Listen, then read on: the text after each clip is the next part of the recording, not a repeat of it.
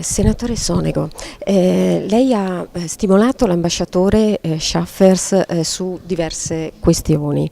Lo ha richiamato ad accogliere una rinnovata sfida per gli Stati Uniti d'Europa e a mettere in campo politiche comunitarie per uscire dalla crisi. E lei è ben consapevole della crisi del Friuli, perché lo scorso 28 settembre ha organizzato una conferenza dove sono stati presi in esame i dati Istat 2008-2011, una conferenza sui cambiamenti indotti dalla crisi.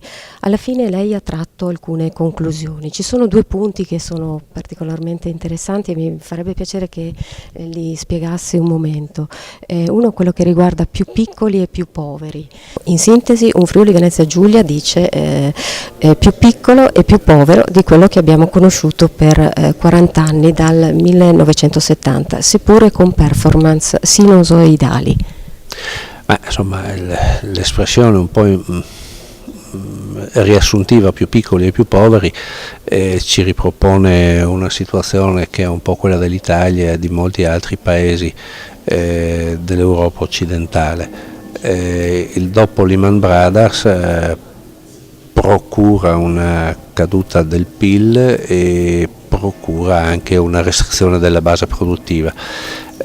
Questo è anche lo stato del Friuli Venezia Giulia, la condizione del Friuli Venezia Giulia.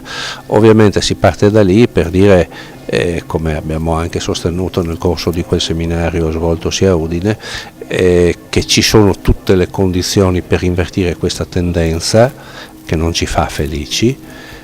Si tratta di mettere in cantiere tutte le misure di politica economica, di coesione sociale, che ci consentano di ritornare ai successi che abbiamo conosciuto.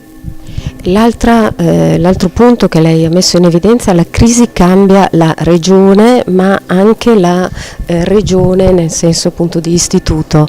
Mi può spiegare questa sua conclusione? Insomma, quando ci si trova di fronte a fenomeni così profondi e prolungati come la crisi che colpisce il mondo intero e in particolare l'Europa dal 2008, è evidente che le ripercussioni riguardano le comunità, quindi la regione con la R minuscola, ma colpiscono anche le istituzioni. Nel caso del Friuli Venezia Giulia la regione è considerata con la R maiuscola. Le comunità sono colpite con i fenomeni di disoccupazione, di disagio sociale, di caduta del reddito che conosciamo. L'istituzione regionale non può che risentire di questo processo, di questo fenomeno generale, per esempio attraverso una caduta delle entrate fiscali. Fenomeno questo che ovviamente ha a sua volta delle conseguenze, che cambia la natura dell'istituto regionale, che cambia la regione con la R maiuscola.